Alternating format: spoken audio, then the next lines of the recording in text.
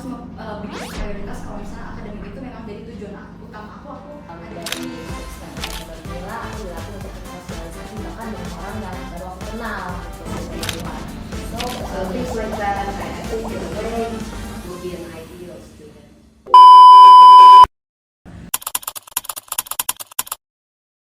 Halo STEM Friends, welcome to episode kedua STEM Bunyikan. Balik lagi sama aku Syamil. Jadi di episode kali ini kita kedatangan 3 bintang tamu yang benar-benar shining and incredible.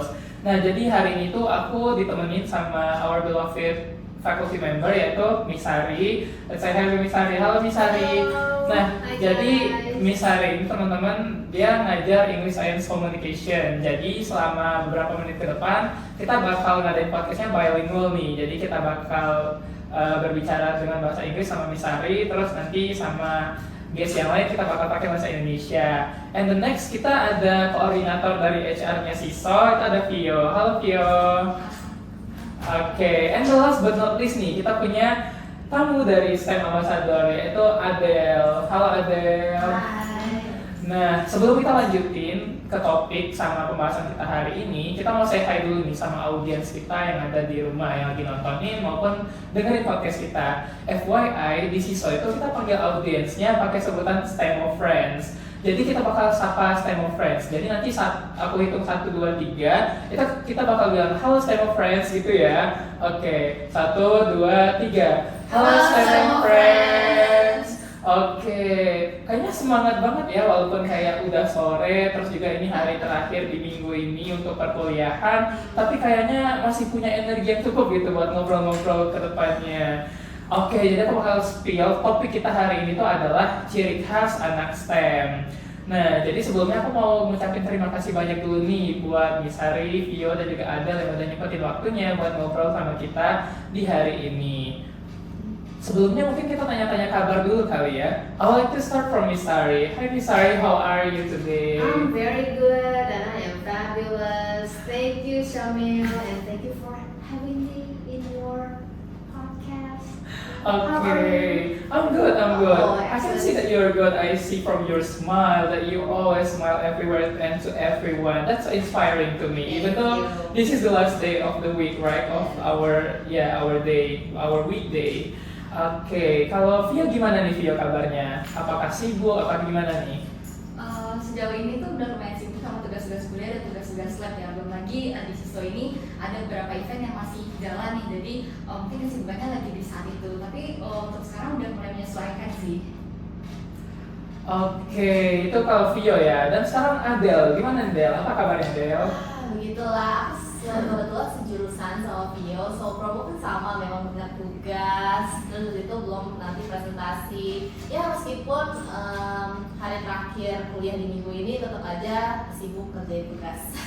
Oke, sibuk nih ya berarti. Oke nih guys, walaupun kayak kita sibuk banyak kerjaan, harus kayak misalnya dong yang selalu tersenyum. Jadi Oh my God. katanya pun kalau misalnya kita tersenyum tuh ya, jadi kayak mau ngejalanin beban atau apapun itu kita bakal kayak smooth gitu melewatinya, terus nggak yang kayak bener-bener aduh mau pecah gitu kepala melewatinya. Oke.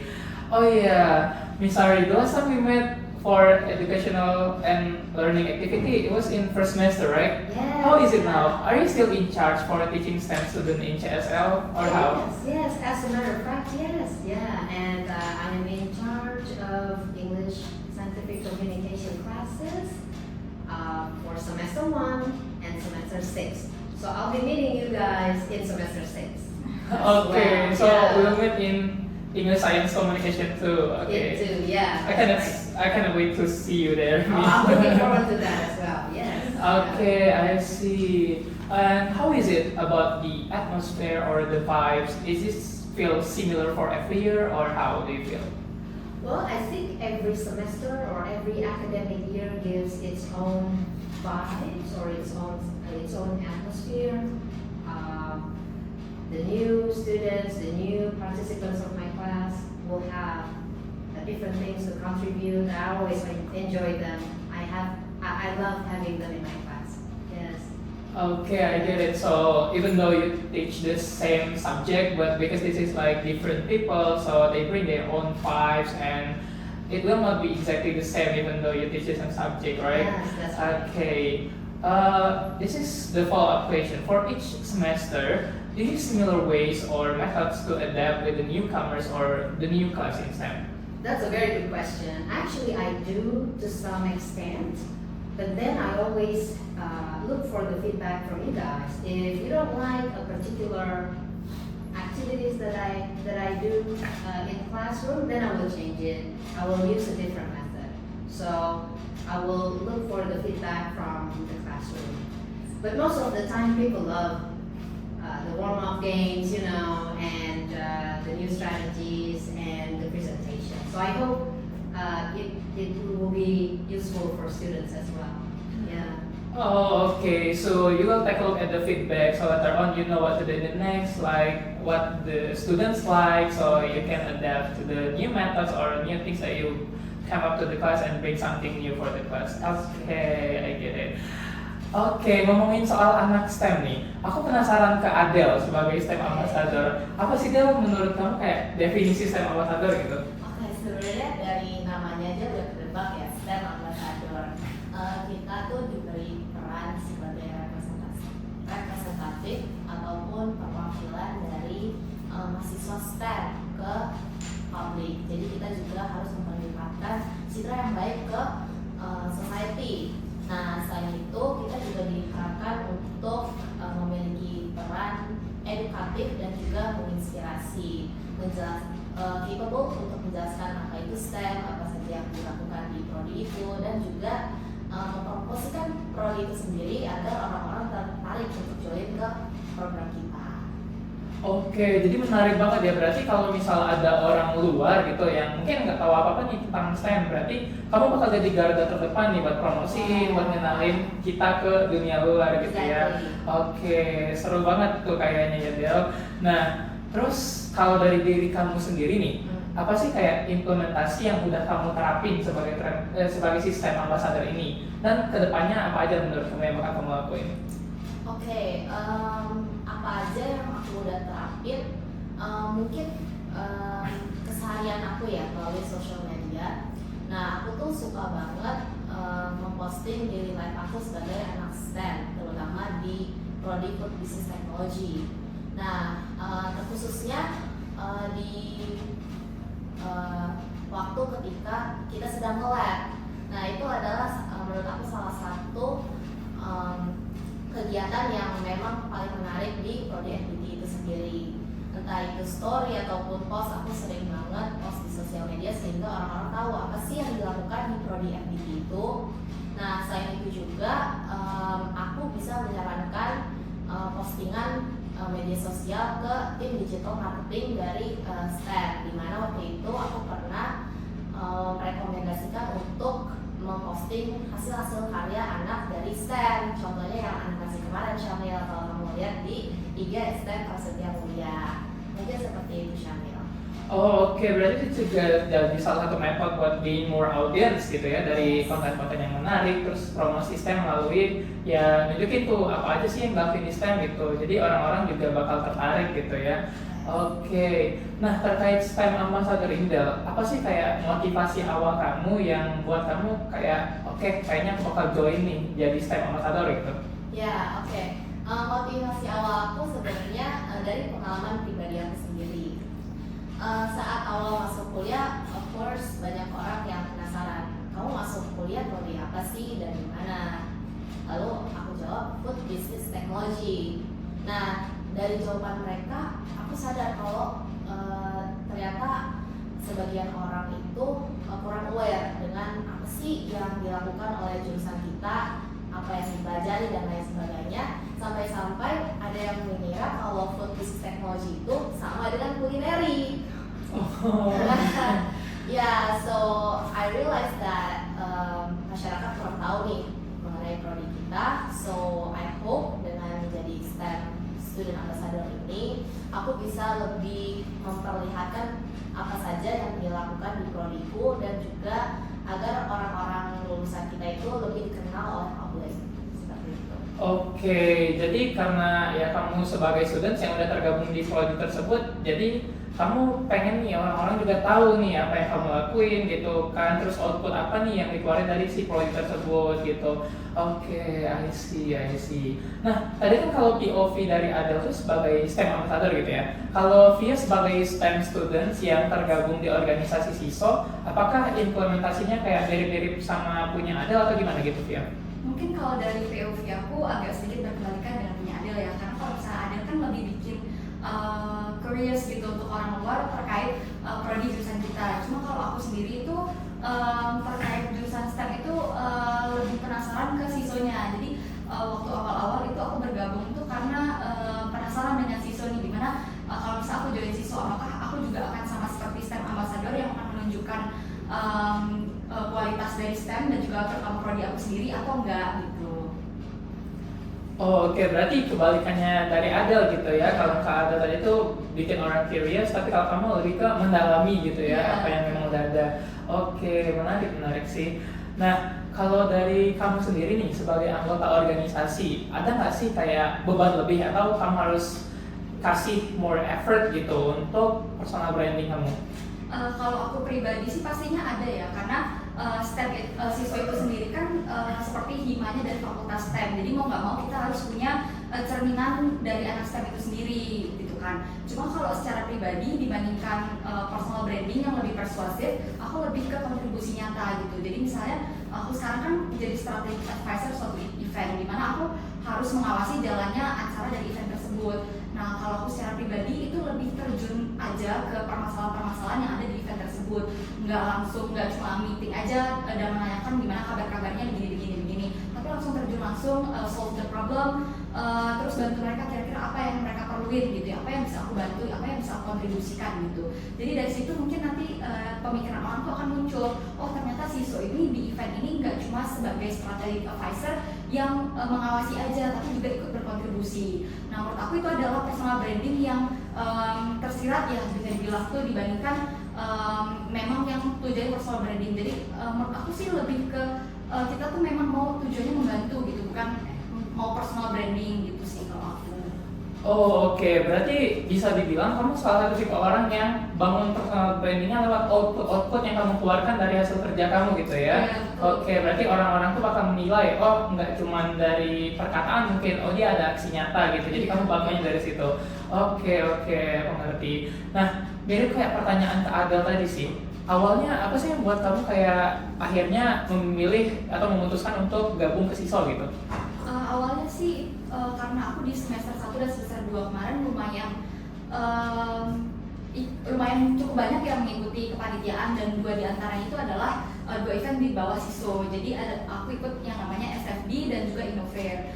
Dari situ aku tahu kalau misalnya yang menginterview aku itu adalah tim dari HR dari SISO, dan aku tuh merasa terpesona nih sama kakak-kakak HR. Ternyata mereka bisa menggali potensi aku dari pertanyaan-pertanyaan yang keren-keren banget gitu. Jadi aku merasa kalau ternyata jadi HR itu juga seru gitu. Aku juga pengen menggali potensi dari interviewee gitu. Dari situlah aku mencoba untuk daftar SISO, terutama di divisi HR. Oke, berarti itu selain kamu nge-explore kemampuan kamu sendiri, kamu juga pengen berkontribusi untuk membantu orang lain mengeksplor gitu ya kemampuan mereka lebih jauh gitu. Oke, that's a very nice one ya. Oke, kalau Vio kan sering interview anak STEM berarti kan? Dan juga anak-anak sekolah lain, bener kan? Nah, dari situ apa sih yang kamu lihat kayak ciri khas gitu dari anak STEM dibandingin sama anak-anak yang dari sekolah lain gitu? Dari 4 interview yang udah aku lalui dan juga event-event yang pernah aku jalani bersama anak-anak STEM dan juga anak-anak dari sekolah lainnya, aku merasa kalau misalnya anak STEM itu cenderung lebih pendiam dibandingkan anak-anak sekolah lain. Cuma di satu sisi mereka itu nggak cuma pendiam gitu aja, bukan dalam yang in the bad conditions gitu. Maksudnya mereka tuh pendiam tapi langsung take action gitu. Aku nggak bilang kalau misalnya sekolah lain itu tuh nggak take action, cuma memang mereka tuh public speakingnya oke, action juga oke. Tapi entah kenapa anak-anak STEM ini nih lebih straight to the point gitu. Mereka langsung aksinya aja gitu. Kalau misalnya ngomong secara conversation gitu, ya mereka intinya aja. Jadi nggak, menurut aku sebagai anak STEM juga mungkin memang lebih masukkan dengan anak STEM gitu. Tapi nggak menutup kemungkinan aku tetap berkomunikasi dengan anak sekolah lain. Gitu. Oh, oke. Kata Vio tadi kayak lebih pendiam, but not in a bad context gitu ya. Yeah. Jadi kayak mungkin kalau in terms of basa-basi gitu mungkin kurang suka, jadi nggak gitu suka basa-basi. Terus kalau ada yang harus didiskusiin atau diomongin, jadi langsung straight to the point gitu ya. Jadi nggak suka yang mungkin terkesan membuang waktu gitu. Oke, tapi nggak menutup kemungkinan juga nggak bilang kalau misalnya social skill ataupun communication skill mereka jelek gitu ya. Oke, I get it. Nah, kalau itu kan dari Vio ya, kalau Adel sebagai STEM ambassador nih Del, apa saja sih kayak karakteristik anak STEM yang udah kamu observasi sejauh ini Del? Oke, menurutku sendiri memang sama ya, mirip-mirip dengan Vio, emang agak pendiam anaknya. Mungkin karena personality-nya yang emang introvert. Nah, tapi salah sekali banyak yang misconception ya.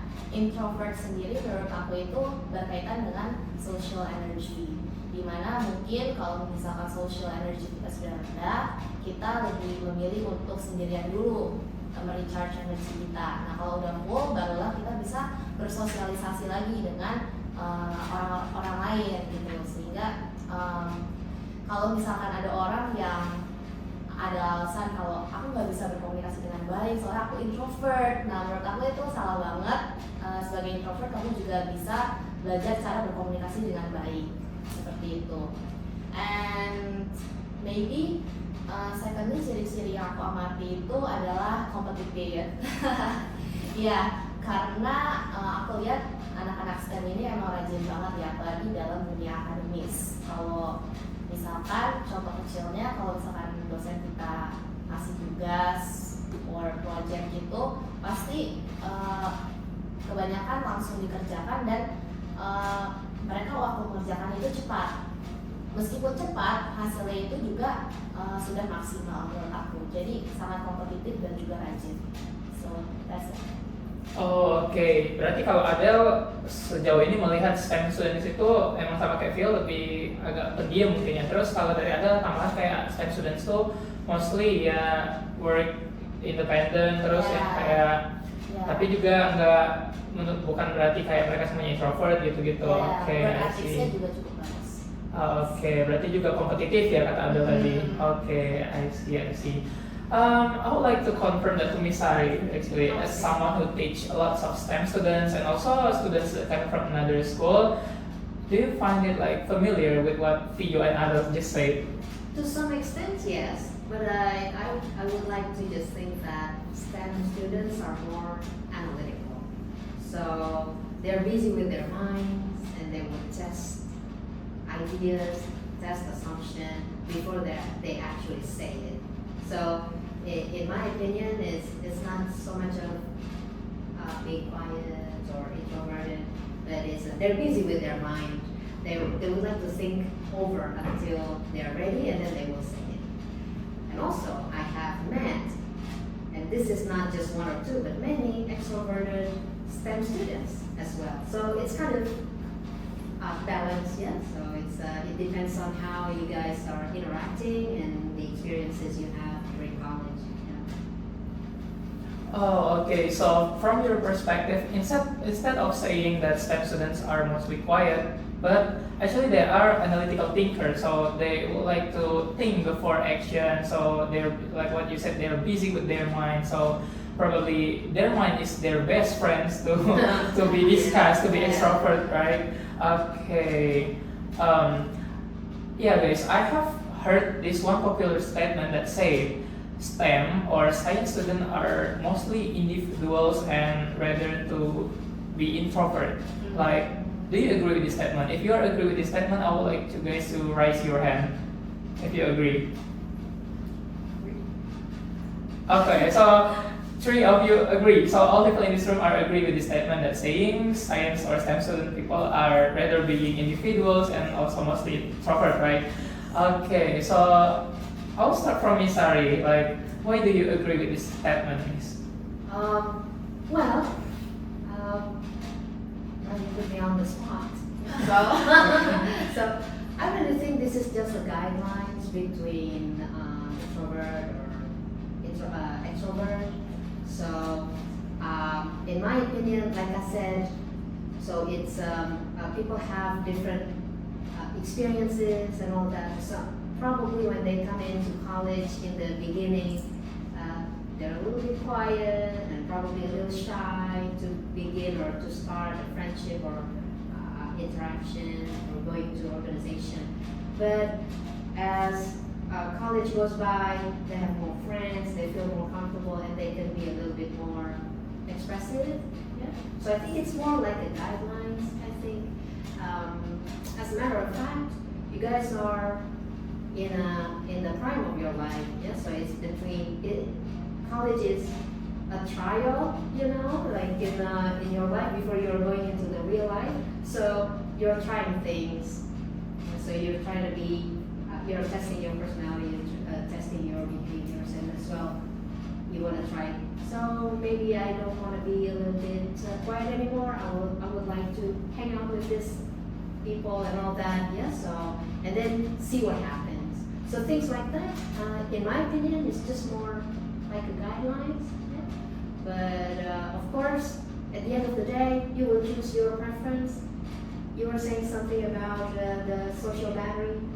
Yeah. So when the end of the day, your social battery is out, and you wanna just be by yourself and recharge, and probably just in your room reading a book or doing something, painting or doing something else totally different. Yeah. So is that what you're looking for? Oh, okay. So from that statement that at the beginning, maybe you agree that the people who are coming from STEM or science is rather to being individuals and also mostly introvert. But that can change, right? As what you said from the beginning, maybe we are all shy, we don't have friends to match with, and so this is the time when people look to us as a quiet person and like didn't really like to socialize. But as time went by, so later on you will find a group that matching you, and also you will probably change from that before like you are quiet and now you're more expressive. Yeah. Okay, so I get it. Kalau Vio gimana Vio? Kenapa tadi angkat tangan dan setuju? Maybe kind of similar to like Miss started to say. Itu tuh introvert tuh mungkin hanya sebuah fase ya dibanding fase-fase awal kita kuliahan dari anak-anak STEM itu biasanya pasti introvert karena kan harus bertemu orang-orang baru, mencoba menyesuaikan diri juga. Nah tapi kalau aku menemukan itu tuh nggak semuanya introvert ya, pasti ada yang mahasiswa STEM yang extrovert juga. Cuma emang mostly itu anak-anak STEM itu introvert, termasuk aku pribadi juga. Menurutku aku introvert ya karena susah juga bersosialisasi gitu. Tapi nggak menutup kemungkinan ya tetap bisa bersosialisasi seperti yang Adel bilang tadi. Kalau dari pribadi aku sih gitu ya. Dan mungkin statement-statement tersebut itu muncul dari orang-orang luar STEM karena aku sendiri lebih matching ke anak-anak STEM, jadi aku mungkin akan terasa lebih ekstrovert sama teman-teman yang sepemikiran sama aku, sama anak-anak STEM gitu, sama teman-teman aku di STEM gitu dibandingkan dengan anak-anak di luar gitu. Jadi mungkin statement mereka muncul, oh anak STEM itu aku ketemunya tuh introvert begini-begini, dan mereka bisa kan mengeneralisasi gitu. Kalau anak STEM tuh semuanya introvert ya gitu. Kalau aku sih gitu. Oh oke. Berarti tuh ya kayak yang dibilang misalnya tadi, kamu mungkin di awal-awal mungkin juga introvert, terus mungkin karena kamu feels mereka kayak outsider gitu ya, yang mungkin kamu belum kenal, jadi kayak mungkin nggak yang bicara gitu ekspresif, terus nggak yang gitu match energi, jadi mungkin kamu cuma match energinya yang benar-benar oke banget tuh sama orang-orang yang udah lama kamu kenal. Terus mungkin orang dari luar lihatnya, oh langsung ngecap, oh kayaknya memang anak STEM gitu dari introvert. I get your point. Nah itu kalau misalnya dari Vio ya, kalau dari Adel sendiri gimana Del? Iya. Karena Adel tuh angkat tangan dari itu. Actually I partly agree. Aku setuju sama statement Vio. Memang kebanyakan anak-anak STEM ini introvert. We love to work independently karena memang kebanyakan tugas-tugas kita itu kayak menganalisis data, terus habis itu bikin laprak gitu, yang memang butuh pemahaman dan fokus yang lebih dalam dan lebih efektif memang dikerjakan sendiri. Nah, tetapi tidak menutup kemungkinan kalau kita juga bisa menjadi kolaboratif dalam tes-tes tertentu. Seperti misalkan saat kita bekerja di lab, kebanyakan kasus itu kita pasti bekerja dengan orang lain, karena kalau pasti waktu yang dibutuhkan itu sangat lama dan juga tidak efektif. Nah, kalau mengenai individualis, I think I'm not gonna use that word. I'm gonna switch it to realistic. Ya, sebenarnya definisi individualis sendiri itu kan kayak mementingkan kepentingan sendiri dan juga kepentingan orang lain ya. Ya, mungkin aku bisa menjelaskan ini dengan contoh kasus. Contohnya misalkan kamu dikasih tugas dari dosen dan kamu sendiri belum kelar, tapi temanmu meminta bantuan. Nah, masa iya tugas kita aja belum kelar, kita mau bantu orang lain gitu. So itu nggak realistik kan? Yang pasti kita mesti kelarin tugas kita sendiri dulu. Nah, jadi menurut aku statement ini tuh mesti ditindaklanjuti dengan contoh kasus sehingga bisa kita dapat lebih lanjut. Oh oke, berarti kalau dari perspektif Adele melihat statement itu berarti tuh kayak lebih ke mengarah anak STEM itu lebih realistik gitu ya. Yeah. Terus juga karena mungkin lingkungan ataupun kayak tugas-tugas yang dikasih dosen tuh mungkin susah, jadi mungkin butuh sendiri dulu ya untuk mikir gitu, untuk fokus sendiri. Jadi mungkin orang-orang luar lihatnya kayaknya dia sendiri mulu gitu ya, karena mungkin pas di situ waktunya lagi ngerjain tugas gitu, dia orangnya langsung ngecap terus mengeneralisasi tuh, anak STEM, pendiam, individualis, introvert gitu. Oke, I get your point, Adele. Nah, kalau kita bilang tentang personality ini juga kan terkait ke MBTI ya. Aku tuh pernah cek MBTI aku dan itu kayak INTJ. Do you guys mind to share your MBTI type to me? Mungkin aku mulai sama Vio ya. Kayak apa sih MBTI kamu dan kayak sejauh mana sih menurut kamu kayak MBTI ini mempengaruhi kualitas kamu nih sebagai mahasiswa STEM? Actually, I don't know about my MBTI. I don't actually really care about that. Karena sebenarnya aku tuh udah pernah tes ya, cuma menurut aku itu nggak terlalu efektif juga dan nggak terlalu berpengaruh terkait kehidupan aku yang selanjutnya gitu. Maksud aku, apakah MBTI ini akan berperan dalam kehidupan aku? Apakah MBTI ini akan mempengaruhi kerja aku nanti, maksud dalam berkelompok atau mungkin apa? Aku secara pribadi punya pemikiran kalau itu mungkin nggak bisa dikesampingkan gitu istilahnya ya. Cuma kalau misalnya memandang orang-orang yang mungkin percaya dengan MBTI, itu bisa jadi suatu mungkin strategi khusus supaya mereka bisa menemukan kelompok yang cocok gitu kan. Kalau misalnya sekumpulan MBTI digabungkan jadi satu, mungkin hanya ada pemikiran yang sama meskipun mereka akan semasukkan secara kepribadian, mungkin tidak akan muncul suatu inovasi ataupun data-data karena pemikiran mereka cenderung lebih sama gitu. Tapi kalau misalnya kita gabungkan MBTI yang berbeda, itu mungkin muncul akan sesuatu yang keren banget gitu ya. Mungkin orang pandang ternyata kumpulan orang-orang yang berbeda itu bisa menghasilkan sesuatu yang luar biasa gitu. Tapi balik lagi percaya sama kepercayaan orang-orang, mereka percaya nggak sama MBTI itu gitu. Oke, berarti menurut kamu tuh sebagian orang memang berpengaruh banget ya mungkin untuk menemukan kelompok yang cocok, cari teman dan gitu-gitu ya. Tapi kalau kamu sendiri tuh lebih kayak ya udah kalau misalnya ada tugas gini, kamu menyesuaikan gitu kali ya. Terus sesuai kalau saatnya group work aku harus gini-gini, individual work kamu gini-gini. Oke, I get your point, Vio. Nah kalau Adele sendiri gimana tuh Del terkait MBTI ini? MBTI ya. In fact, aku tuh sama kamu INTJ juga. Iya, INTJ juga. Oke. Benar. Tapi aku setuju sama pendapat Vio, itu gak bisa dijadiin acuan dan bahkan menurut aku memang tidak akurat ya. Soalnya aku pernah tes kayak 2-3 kali, kadang-kadang itu berubah, bisa INTJ, bisa INTP. Jadi ya mungkin tidak dijadikan acuan. Kalau untuk kualitas kerja, jarang sekali sih orang mengkaitkan MBTI dengan kualitas kerja mereka, dan menurut aku kualitas kerja ini mesti lebih dikaitkan dengan profesionalitas. Oke, berarti kalau di kamu juga nggak gitu ngaruh ya, walaupun kita sama-sama INTJ mungkin nanti kita beda gitu. Terus nanti pas tiba-tiba kamu tes lagi, pertanyaannya mungkin kamu jawabnya beda, hasilnya nanti beda lagi gitu ya. Oke, berarti emang nggak terlalu terpaku ya sama MBTI ini. Oke, that's a both of POV coming from STEM students. How about you, Miss? As a faculty member, how far do these MBTI things perhaps it's like affecting to your teaching style or something like that? That's a very good question. I would like to know if a student is introverted or extroverted, and that will help me choose the right methods to teach them. Yes. So let's say if it is an introverted student, I will not push until, I'm not gonna push them. I will let them get ready until they are comfortable to speak. That's the idea. Extroverted students are usually very hands-on and just say exactly what they want to say. However, in college, we want to encourage people to be balanced. So we would like to have the so-called introverted students to be a bit more interactive and be more expressive, perhaps join an organization or work in a group work so that they can interact with other students, so that they can work better.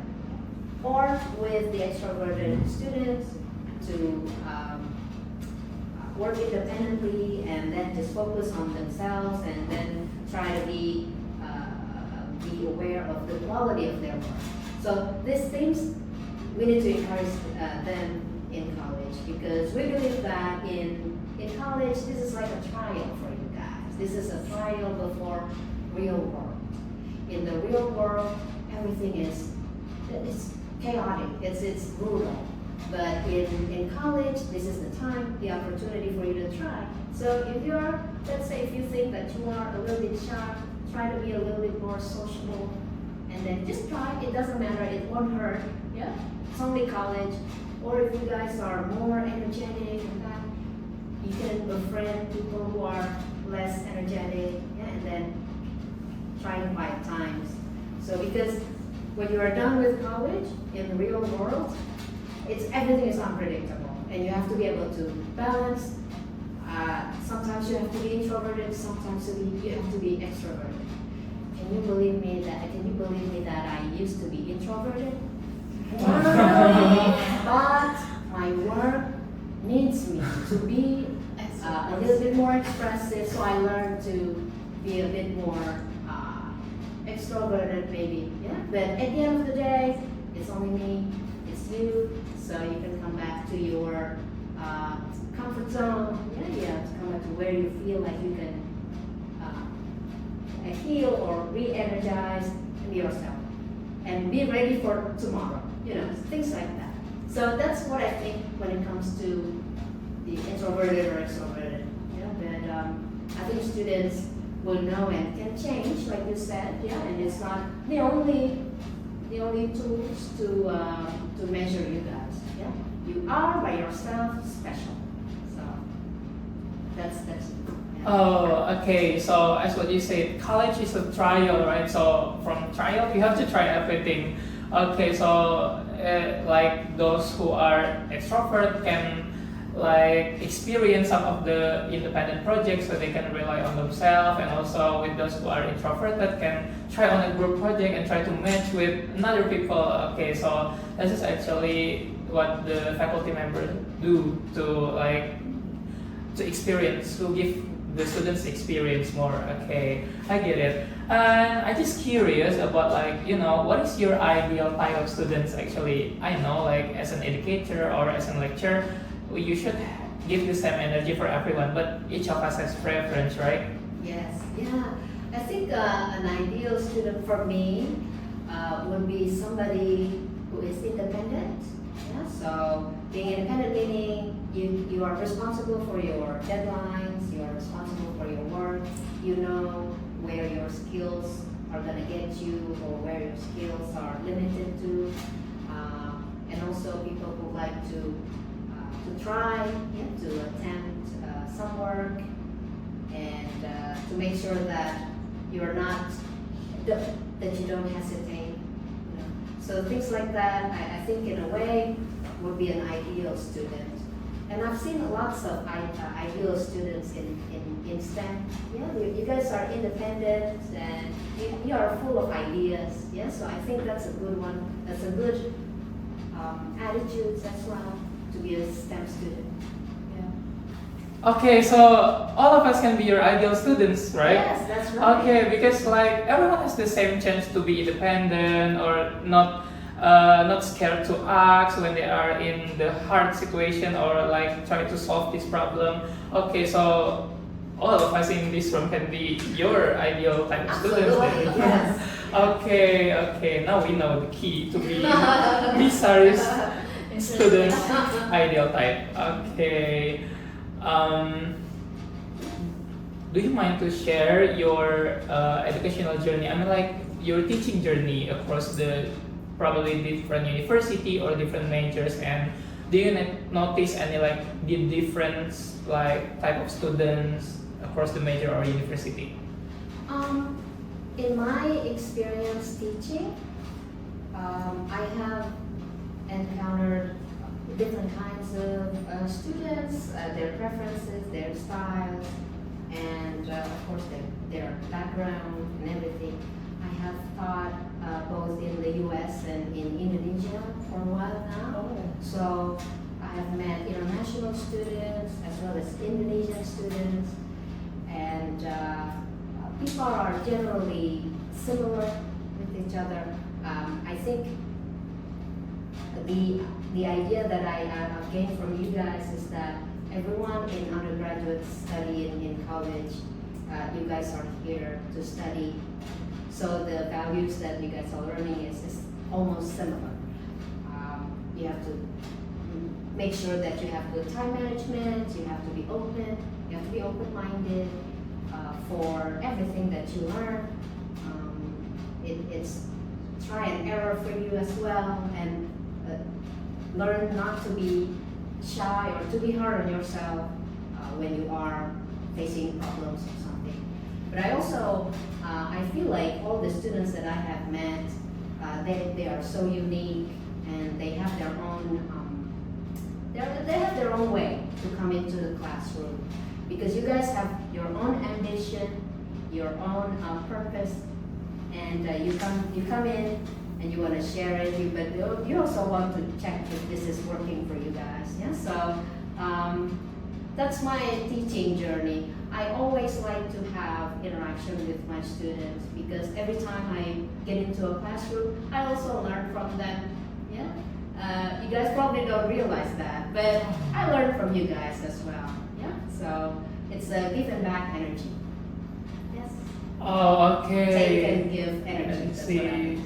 Oh, so you've been teaching in US and Indonesia. That's impressive. So you said there is like a bunch of similarity between the students in here and in US, because of we are undergraduate program students. So like the trend is kind of similar, right?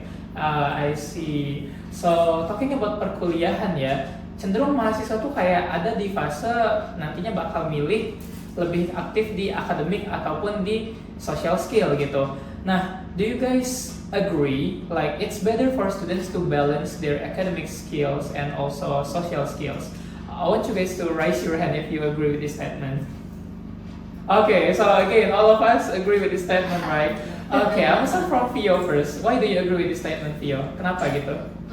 Menurut aku sih karena sosial dan juga academic skill itu sangat penting ya, karena aku sendiri sebagai student pastinya akan mementingkan kehidupan akademik aku harus bikin prioritas kalau misalnya akademik itu memang jadi tujuan utama aku ada di sini gitu. Cuma di lain sisi kita harus bersosial juga, karena di sosial itu kita bisa mendapatkan banyak hal, kita bisa belajar banyak hal, terus kita bisa mendapatkan relasi, dan itu tentunya akan penting untuk perjalanan kuliah dan juga karir kita ke depannya. Jadi menurut aku nggak cuma berpaku sama perkuliahan aja ya, tapi harus sama kehidupan yang lain juga gitu. Oke, berarti again ya, karena kita di perkuliahan, jadi yang kayak dibilang Isari itu trials, jadi kayak juga it's better for us to balance our social skills and also academic skill gitu ya. Jadi punya experience masing-masing dan juga bisa kalau bagus bisa mencakup kedua hal tersebut ya, Vio. Oke, itu kalau dari Vio ya. Kalau dari Adel sendiri gimana, Del?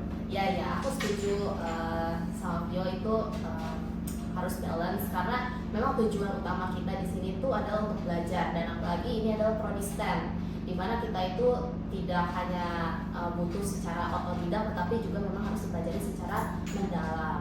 Nah, untuk social skill memang juga sangat penting ya, dan sangat berpengaruh ke dunia kerja selanjutnya. So maybe bisa dikembangkan dengan ikut organisasi, ikut lomba, dan banyak hal lainnya yang bisa dicoba.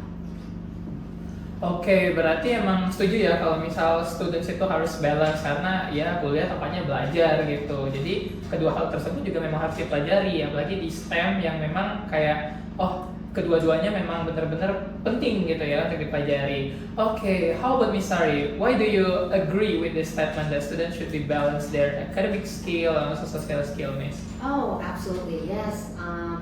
I've heard from Theo and also from Adele, and they are both right. Yeah, the number one priority for academic journey or your life, academic life here, is of course to finish your degree. So that is number one. But if you're just doing academic and stress yourself out, yeah, with work and assignments and all that, and not balance your life, it's gonna be so stressful. Yeah, you're going to be so demotivated, and you have to balance that. But find things that you like, find things that will improve you, or find skills that you haven't had a chance to try. Yeah, I think that's a good challenge. Things like what you have done, go on a competition or represent STEM. That's a very good activity.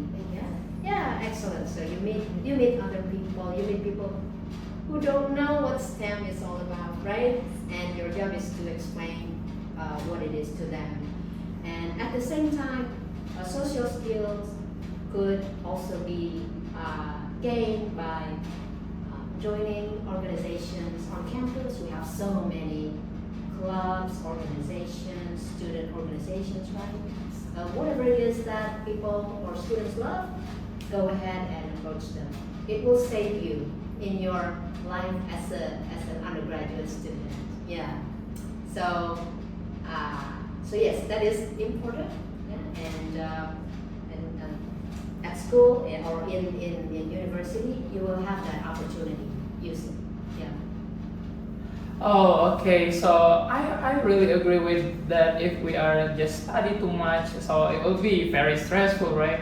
But if we like to explore our social skill too much and also so our academic skill will be left out. Okay, so that's very good to balance our social skills and also academic skills. Okay. I have a specific question for Vio and Adele. Nah, kalian sekarang kan lagi sibuk-sibuknya nih, lagi aktif di SISO dan juga STEM Ambassador.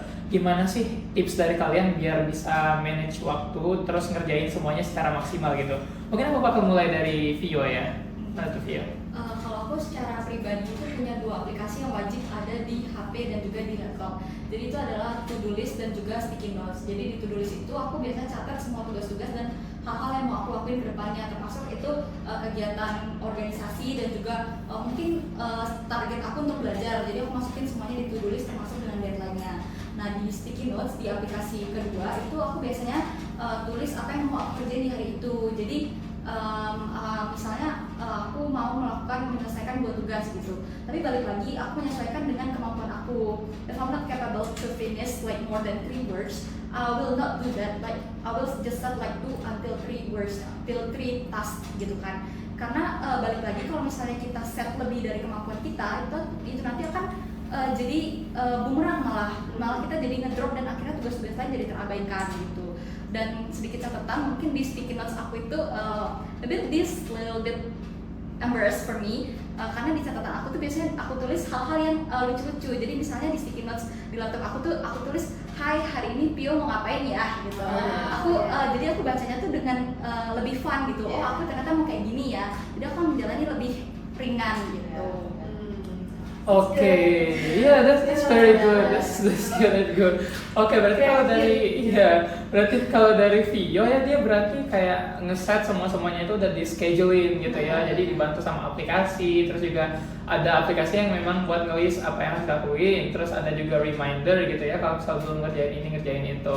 Okay, that's a very good tips ya Vio. Jadi kayak kita nggak ketinggalan gitu sama apa yang harus dilakuin. Terus juga tadi nggak terlalu over gitu ya, karena kita tahu kapasitas kita seberapa, jadi kita juga set targetnya segitu gitu ya. Jadi juga lebih lebih bisa gitu ikutinnya. Oke, itu kalau misalnya dari Vio ya. Kalau dari Adel gimana, Del? Oke, dari aku pertama sama kayak Vio, kalau misalkan ada to-do list, ada deadline, aku biasanya pakai app-app yang bisa mengatur itu semua. Contohnya kayak sekarang ada banyak ya, ada Notion, ada ClickUp, bisa dicari sendiri. Nah mungkin salah satu kendalanya yang aku observasi dan aku alami itu adalah kita biasanya membutuhkan waktu belajar yang lebih lama. Nah, salah satu tips dari aku untuk mengatasi itu adalah dengan mengeksplor gaya belajar yang sesuai dengan dirimu sendiri, sehingga hasilnya nanti bakal lebih bagus dan juga lebih efisien, sehingga waktu luangnya bisa dipakai untuk melakukan hal-hal yang lain. Back in the day, pas di high school, I wouldn't say I'm the smartest, tapi aku adalah salah satu anak yang rajin, dan di sanalah aku explore apa sih gaya belajar yang cocok untuk aku. Nah, pada akhirnya juga I got it out of the way, aku terapin di kuliah, dan akhirnya waktu luangnya bisa dipakai untuk mengerjakan tugas, untuk refreshing dan lain sebagainya. Nah, untuk tips yang kedua, maybe salah satu kendalanya itu ketika tugas numpuk nih, terus di situ di kuliah udah capek, udah mungkin 9 jam di kuliah. Nah, salah satu tips dari aku adalah tiap hari at least show up around 15 minutes. Nah, itu sangat membantu ya, meskipun kalian capek, tapi kalian menanamkan benih konsistensi dan disiplin di bawah alam sadar kalian, which is good, karena itu bisa membangun habit yang bagus. Dan yang terakhir, jangan lupa refreshing, gaul sama teman, quality time sama orang tua, itu secara tidak sadar juga dapat membantu kamu di dunia akademik. That's it. Oke, berarti kalau dari Adel samanya, you have to get to know yourself gitu, harus tahu cara belajar apa yang paling cocok, jadinya nanti bisa membantu nih di tengah-tengah pembelajaran itu bisa jadi lebih lancar gitu ya. Terus jangan lupa juga refreshing, selalu 15 menit gitu ya. Jadi bisa di tengah-tengah itu juga bisa nge-refresh otak ya Del ya, Benar, gitu. ya. Oke, biar kita nggak exhausted gitu ya. Benar-benar. Oke, benar-benar. Nah, buat Vio nih, Vio kan dari HR-nya SISO, ada nggak sih Vio kayak program-program dari SISO yang memang dikhususkan untuk mendongkrak kemampuan dari mahasiswa di STEM gitu? Jadi ada 2 event under SISO yang menurut aku tuh itu cocok banget untuk dicoba sama anak-anak STEM. Yang pertama itu ada namanya STEM Welcoming Night. Jadi maba-maba yang masih baru itu di awal-awal semester itu mereka akan dikumpulkan dalam satu auditorium gitu. Mereka akan dikumpulkan dari semua jurusan di STEM itu untuk mereka saling berkomunikasi gitu. Jadi mereka bisa mengenal satu sama lain, baik itu di jurusan mereka sendiri maupun di jurusan lain di STEM. Nah, dari situ mereka bisa explore nih gimana mereka bisa menyesuaikan dan juga cocok untuk apa gitu. Dan di situ juga nanti akan dikenalkan dengan event-event di under SISO yang mungkin sebentar lagi akan oprek. Jadi mahasiswa baru itu akan memikirkan mana nih event yang cocok dengan mereka. Apakah mereka cocok dengan anak kecil, itu bisa ikut SFD, atau mereka bisa lebih cocok dengan coding, mereka bisa ikut programming dan lain-lain gitu. Jadi dari situ mereka bisa mengeksplor diri baik itu dengan temannya maupun dengan cutting dan alumni yang ikut hadir di STEM Welcoming itu. Terus yang kedua itu dari sisi akademik yang mungkin itu ada namanya Innover. Jadi Innover itu event under SISO yang mereka itu sebagai sarana untuk lanjut ke PKM. Jadi konsepnya itu lebih kurang mirip sama seperti PKM.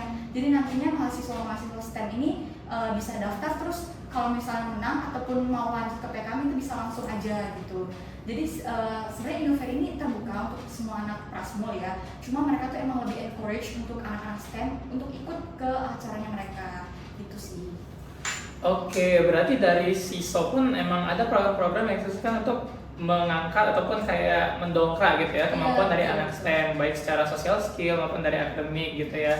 Oke, nah itu kan kalau yang dari SISO. Kalau dari STEM Ambassador ada nggak Del program-program yang apa gitu? Maybe sampai saat ini belum ada yang secara langsung terang-terangan bilang kalau ini bakal mendongkrak kemampuan anak-anak STEM. Jadi sebagai STEM Ambassador sendiri biasanya aku dilatih dengan ditugasin di beberapa workshop yang mereka adain. Misalkan workshop untuk kedatangan anak-anak SMA. Nah di sanalah aku melatih kemampuan skill komunikasi aku dan juga melatih kemampuan bekerja sama dengan tim. Jadi disitulah mungkin kemampuanku didongkrak sebagai STEM Ambassador. Oke, berarti dari program-program itu ya kita juga bisa belajar buat social skills kita meningkat gitu ya, dengan cara kita berinteraksi dengan orang baru, bertukar pikiran gitu. benar. Oke, I see. Nantinya juga ilmu yang didapetin dari STEM Ambassador bisa di-share tuh ke anak-anak yang ada di STEM ya, Del ya. Boleh. Oke, nah ini nih kalau dari organisasi-organisasi yang kalian ambil sekarang, menurut kalian itu keluar nggak sih dari zona nyamannya kalian gitu? Iya atau nggak tuh? Kalau Vio gimana Vio? Sebenarnya personally I prefer to be a kupu-kupu students. Jadi kalau misalnya Misari dan juga teman-teman tahu nih ada yang namanya kupu-kupu. Jadi kupu-kupu itu kuliah pulang gitu. Iya. Pribadi aku mau banget gitu kan, apalagi dari lab yang lama banget, terus banyaknya tugas-tugas kuliah dan anak FBT tuh entah kenapa tuh selalu kuliah pagi dari Senin sampai Jumat. Mereka selalu full di Senin sampai Jumat tuh nggak ada kosong satu hari pun.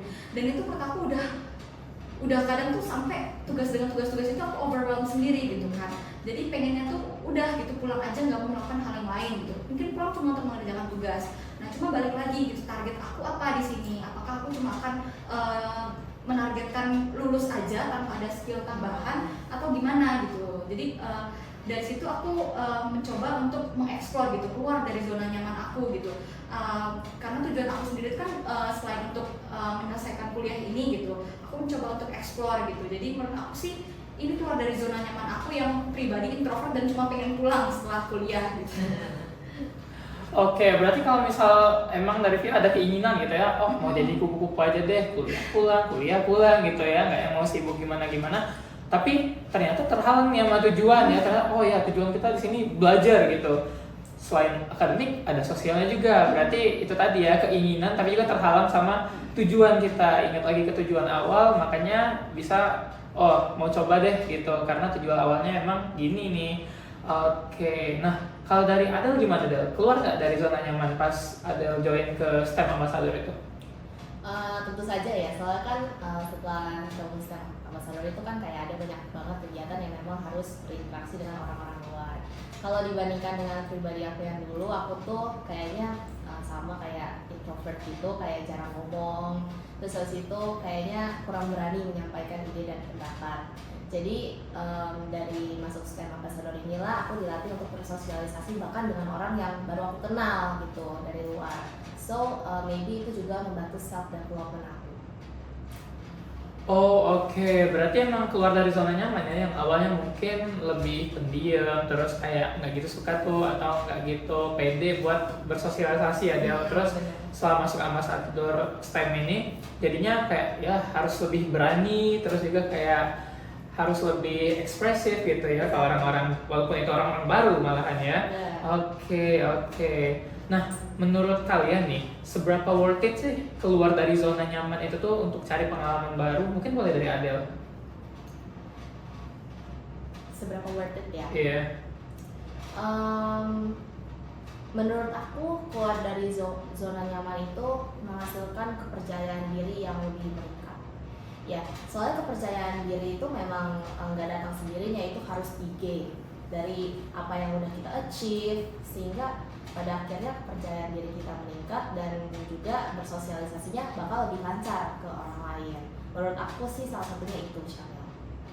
Oke, berarti menurut kamu worth it ya, karena Yes. kamu juga bisa ngembangin self development kamu, terus dapat skill baru. Kalau Vio gimana Vio pendapatnya? Kalau aku sih percaya apa yang aku berikan itu pasti akan sepadan dengan apa yang aku dapatkan gitu. Jadi pas menurut aku pasti worth it. Entah itu aku tahu atau enggak, atau mungkin dapatnya nanti ke depan, itu pasti apa yang aku curahkan, apa yang aku kerjakan sejauh ini itu pasti nanti akan dapat gitu. Jadi secara pribadi aku percaya kalau itu worth it. Oke, berarti dari Adel maupun Vio bilang ini worth it ya, karena juga menghasilkan hasil yang nyata gitu ya, dan sesuai sama apa yang udah kita keluarkan gitu. Oke, that was so inspiring ya from Adel dan juga Vio. Oke, moving on to Miss Sari, as I And mentioned. very wise, that's right. Yeah, that's very wise. Yeah, excellent. Yeah, that can inspire many people and STEM students also as well, right? Okay, we're gonna move on to Miss Sari. As I mentioned in the beginning, that you always bring your smile and happy energy everywhere. What actually inspired you to do that? Such precious things like that, Miss. Actually, I've never thought about it. It's just it comes naturally for me. I think when I'm on campus and I say hi to people and then smile to them, and they smile back to me. Yeah, so I never really think too deep about that. I think I like when people, give, when I smile to them and they give me back their smile. So it's a positive vibes from them that I receive because I give them first, Oh, I You know see. what I Yeah. mean? Yeah, so it's not so much of the activity. I think it's because I also gain something from it. Yeah. So when I smile to them and say hi, they say hi back to me, and I'm happy, and they're happy. Not all the time. In the past, if I had people probably in bad mood or something, and they forgot to smile back to me, and I would think, oh, probably that person is having some kind of a problem or not. Yeah, so I just keep moving. But most of the time, people will smile back to me, and they give me back the positive vibe. So I like that. I think people should smile more often. Yeah. I Don't see. you think? Yeah. Yeah, okay. Not by itself, but just not by yourself, but Okay. yeah. When Let you people meet to people, respond, okay. Okay, I get it. So yeah, that's very true. If you want to get positive energy, then you have to give the positive That's energy to the exactly people. it. Okay, Yeah, that's like the word I'm yes, supposed to like say. there is the popular phrase that said, treat people like the way you want to be treated. Okay, this is how the implementation going. Okay, that's a wonderful. Okay, as I remember when I was in your class back in the day, you always said that I want you guys to make mistake and learn from that. Do you think that is the best way or the best method for students to learn? And if it is true, then why is that? Yes, yeah. I'm glad that you remember that phrase, though. Yeah, and I hope you guys did not interpret that literally. Yeah, but I don't want you to go ahead and I am going to make some error or make a mistake. No, it's more like in the context of this. Let's say you are in a lab doing an experiment, and then you have a sample of fruit or meat in a bowl, and you already put that in the freezer. So of course it is frozen. You want to take that out and you want to put that in an experiment. You want to experiment on something using that. Most of the time people would think, oh, I have only this time to work. I have other things to do, and maybe you want to have some shortcut. And then with the frozen meat or frozen fruit, let's say this student just pour a hot water right into the meat or the fruit. Then what happens? It's going to spoil the meat and the fruit, right? And even worse, you're going to break that glass bowl or glass container because the difference of the temperature is so high, it's so wide. That's not the right procedure. That's a mistake that the person does. Now, what I mean by that is that now you learned something because you made a wrong move or a wrong step, but you learned that it is going to mess everything up. But you know that next time you're not going to do it again. You're not going to repeat that mistake again. So that's the learning that I want people to know. Yeah, and it's going to happen sometime in your life. Probably in a course, in a class, or maybe at work during internship or something. But I want you to see it as a learning process. Don't blame yourself. Don't be too hard on yourself on that. Yeah, but you accept your mistake, and you know that okay, I'm going to be better. I'm going to improve next time. So that's the learning part. Yeah.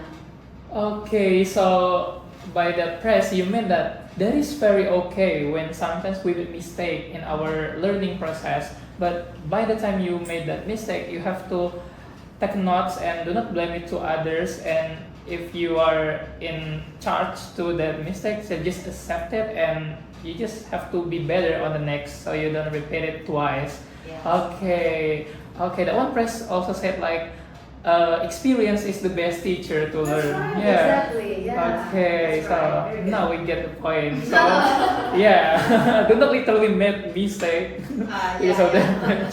Okay, okay, Miss Arya. As an educator, what output do you like to? What output that makes you satisfied with your hard work?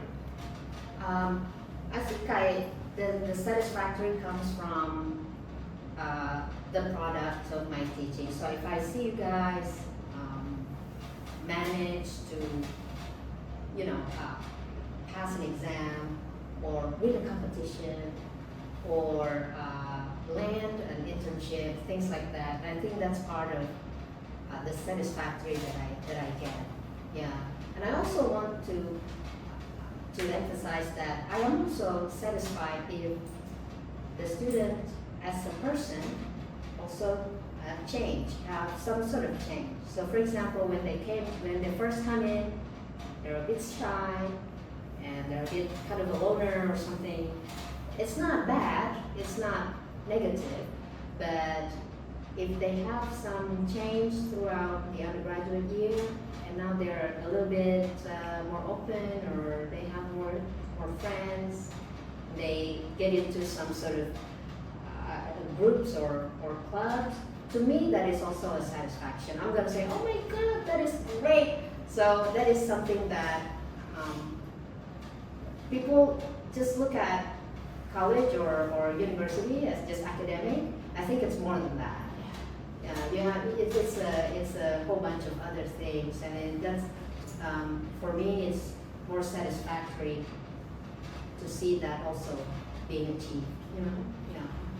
Oh, okay, I get it. So when the students made into the co-op or they are success with what after they are in college, for example, so this also being the victory of the faculty members, what you said, right? Yes, that's right. Okay, okay, that's so inspirational. Okay, nah selama di STEM nih ya, apa sih kayak kira-kira momen paling memorable tuh? Okay, I'll start with you. The memorable things that I remember since I'm joining as a food technology students, maybe when I ikut lab. Jadi setiap semester kan kita pasti ada labnya kan. Cuma semester kemarin tuh kebetulan spesial banget untuk aku karena aku cuma lab itu cuma berdua, sedangkan kelompok lain itu bertiga-tiga gitu kan. Tapi aku cuma berdua sama temanku dan di situ kami dipertanggungjawabkan, minta tolongin sama asisten lab untuk mengerjakan suatu data gitu, dimana data itu biasanya cuma diwakilin sama satu kelompok aja. Jadi mau nggak mau kelompok kami akan mengerjakan hal yang lebih banyak gitu kan. Dan posisinya karena kami itu cuma berdua dan kami harus melakukan hal yang lain, kami agak kesusahan dengan itu. Jadi waktunya juga lebih lama gitu dibandingkan yang lain. Dan entah kenapa tiba-tiba udah jam 6 aja, jam 6 bahkan setengah 7 keluar dari kampus itu. Jadi posisi kampus itu memang udah gelap. CSL itu udah mati, lampunya AC-nya udah mati. Itu tinggal aku sama temanku, sama dosen dan juga asisten lab. Jadi posisi keluar kampus dengan gelap tapi dengan posisi baru selesai perkuliahan, itu menurut aku suatu pengalaman yang baru dan masih banget ku ingat sampai sekarang gitu.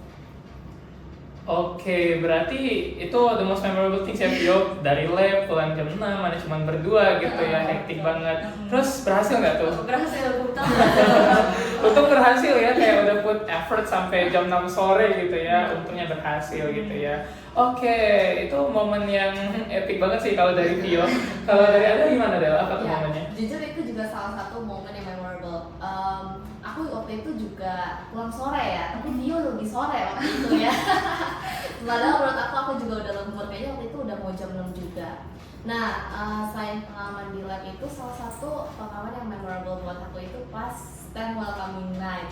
Waktu itu kita perform ya drama Biri-Biri. Oh iya. Aku salah satu orang yang meranin Biri-Biri itu. And what is memorable menurutku itu memang drama yang biasa ya, but many people laugh at the show. Ya, aku merasa kalau aku berhasil membuat acara itu seru dan memorable buat mereka juga. So yeah, itu juga merupakan fase transisi antara siswa sekolah dan mahasiswa ya. So it's very memorable for me. Oke, iya sih, aku juga ingat tuh jadi waktu kita perform waktu itu bener-bener kayak yang awalnya kita mungkin kayak baru-baru kenal ya dia, tapi kita harus buat satu project drama musical. Every Sorry maybe doesn't know about this, so at that time we have a performance that is basically a musical drama. So there is the story about the pengembala dan biri-biri. Yeah. So at that time Adele being the ship, one of the ships. That's a memorable. That's a good memorable moment from Adele actually. And the last time, I would like to ask Miss Sari, what is your most memorable moment in STEM? I tell you. So, if a student comes to me and told me that they landed an internship, for example, this is a company that is hard to get, and the selection process is very hard. If they come to me and tell me that they get the internship, that's so memorable to me. That's number one. Number two, if they achieve a scholarship for something. Usually we have lots of opportunities for scholarship during college. They come to me and report to me that they got that scholarship. That's a very memorable time for me. So anything that, like you said, Shamil, what they achieve, what students achieve, I feel part of the winning team as well. Their victories are my victories as well. And also, the ultimate memorable time is when you guys graduate. That's, I feel like you have done the greatest part and you got to that point. That's your timeline there, and you have made that milestone. And that's so memorable to me. Yeah. Oh, that's so sweet. Yeah. Later on, we will inform to Miss Sari if we made it into we made it into scholarship. Yes. Okay. And please come to our graduation day. We Oh, will meet yeah. you there. Yes. And we can take a picture at the time. Yes, Okay. absolutely. Oke, nah kita ada pertanyaan terakhir nih, kayak yang dibilang Vio sama Aza tadi ya, salah satu memorable moment pun kayak pulang dari lab sampai jam 6 gitu. Berarti kan schedule-nya benar-benar untuk anak STEM itu benar-benar padat gitu ya. Nah, bisa nggak sih kasih tips gitu gimana caranya buat di schedule yang hektik banget ini masih bisa picking up new skills gitu. Gimana tuh? Mulai dari Vio mungkin. Kalau aku secara pribadi itu biasanya akan menyelesaikan tugas-tugas kuliah dan juga tugas-tugas organisasi itu dari Senin sampai ke Sabtu gitu. Jadi itu full hari dimana aku akan mengerjakan tugas-tugas yang berkaitan dengan hal-hal tersebut. Tapi di hari Minggu aku akan kosongin hari itu untuk aku cari new skill gitu. Mungkin entah termasuk dengan kehidupan beragama ya, karena kan nggak mungkin kita harus meninggalkan kehidupan beragama gitu. Jadi kalau aku secara pribadi di hari Minggu itu akan dikhususkan untuk beragama, untuk ke gereja untuk aku, dan juga mungkin mencari hal-hal yang baru yang mungkin akan meningkatkan skill aku, seperti mungkin painting, terus baking ataupun hal-hal lainnya gitu. Jadi kalau aku pribadi sih memang memadatkan di awal dan enjoy di akhir gitu. I see. Berarti kalau dari Vio ya udah dari Senin sampai pokoknya untuk ini ya minggu sekolah, maksudnya tuh yang di hari-hari kerja gitu ya. Pokoknya semua dihabiskan di situ gitu untuk tugas, perihal organisasi dan lain-lain. Nanti di end of the week itu bisa punya waktu luang gitu ya buat ibadah, acara keagamaan gitu ya. Terus juga buat picking up new skills-nya berarti di waktu itu gitu. Oke, bagus juga tuh. Mungkin bisa diterapin ya pastinya untuk anak-anak STEM gitu. Nah itu kan kalau dari Vio, kalau menurut Adel gimana nih Del? Kalau dari aku kurang lebih sama ya seperti yang aku mention 3 tips tadi. Tapi mungkin mengenai skill baru, biasanya aku pick skill yang memang aku juga bisa aplikasiin di kuliah. Nah, FYI, I'm really grateful karena Miss Sari waktu itu pernah kasih kita project untuk mencari suatu skill baru. Dan kebetulan waktu itu aku pick skillnya itu animasi. Nah, kita kan tidak tahu ya kapan ini kepake gitu. Ternyata di semester 3 itu kepake banget. Dosen aku nyuruh aku untuk buat tugas animasi mengenai suatu makanan gitu. Yeah, so I'm really grateful you give us that project. Iya, good job Adel. Excellent. Iya, berarti benar-benar kepake ya berarti. Iya, benar-benar Oke, kepake, oke. ya. Berarti itu dari tips dari Adele tadi ya buat manage how to still have the time for picking up new skills gitu. Oke, oke. That's very good. That's a very good one from Adele. Dan juga benar-benar kepake gitu ya. Adele. Iya, benar. Okay, the last time from Miss Sari, do you have any tips for us for picking up new skills and run our educational journey just smoothly? All right. So the first time, and I think I just thought about this one. So I totally agree with you too. Excellent. That's my second. That's gonna be my second point. The first point is this: when you guys are so, up into your academic study, and you study all the time, study hard, go to the lab and everything, experiment and everything. Make sure that after you do your best, you have to reward yourself. Like you said, if it is baking or painting, do that. Yeah. Or if it is something else, do that. Reward yourself. If you like to eat, go celebrate. The small victories must be celebrated. Yeah. Because it means that I did it. Yeah. So you're done, and then you are ready for the next challenge. Yeah. So reward yourself. And don't wait until I'm gonna do it 1 year from now. No, yeah, as soon as possible. Small things doesn't have to be big. Yeah, could be eating or hang out with a friend, go get some coffee, or go see a movie or something like that. Yeah, this gonna help. It's gonna help you recharge. It's gonna help you, put in perspective. So I'm glad that you mentioned that. Yeah, so that's good. And besides that, you also have to learn how to include other people if you are feeling a little bit low. Yeah.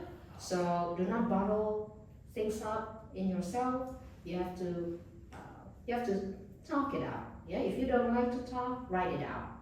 Yeah. So don't keep it in yourself, because that's gonna bring stress, and that we don't want that, right? Yeah.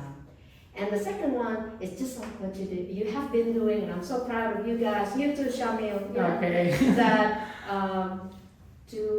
the tips will be to use the opportunities that university has, organizations, clubs, student associations, and everything. That's an opportunity for students to, give the opportunity for students to check and learn new skills. Yeah, they like to be in organization, or they want to try to learn, be in a committee. Join them. Yeah, it's a good opportunity. Who knows? You will get inspiration from that. If you like competition, just like what you said earlier, go take that opportunity. Lots of competition or opportunities for scholarship or internship, any kind of prizes, any kind of competitions. Don't be shy. Don't hesitate. Take it. See how far it will get you. Yeah, and it doesn't matter if you don't win. It's not about winning. It's about how you can go how far. But if you win, you're gonna tell me, right? Yeah, and I'm gonna celebrate with you as well. Yeah, so those are part of the. I think it will make your college life be more comprehensive, more holistic. Yeah. So both academic and non-academic, you're doing that. It's gonna make not only your CV, it's a good portfolio, but also you are ready after graduation, in real life. Yeah. Okay, so you just mentioned in the beginning, like, if we have the opportunity to reward ourselves after doing something, then do that, because that will refresh our mind and be ready for the next challenge that we face. Okay, and also like to feel the new skills, like you have to find your preference, you have to find what you like, so it will be easier for you to find the way actually how you will manage to get your new skills. Okay, that's a beautiful tips from Miss Sari, Vio, and also Adele. Okay, now we are in the end of our podcast, guys. Alright. Okay, Nah, jadi kan kita tahu nih ya sekarang apa sih itu ciri khas dari anak STEM itu gimana? Kayak udah kita ulik nih dari keunikan, pola pikir, dari pandangan faculty members ke mahasiswa, terus mahasiswa ke mahasiswa juga, sampai tips-tips yang berguna banget nih untuk STEM students. Nah, aku mau ngucapin terima kasih banyak buat Misari, Vio, sama Adel udah mau bersamai kita dan juga ngasih kita gain more knowledge gitu, bringing up new knowledge yang mungkin kita belum tahu sebelumnya tentang ini itu sekarang kita tahu gitu ya, STEM of Friends. Oke, jadi sekarang kita udah in the end of our podcast. Jadi aku mau pamit undur diri. Di sini aku Syamil dan juga aku bakal bilang see you guys in the next episode of STEM Bunyikan. Bye STEM of Friends.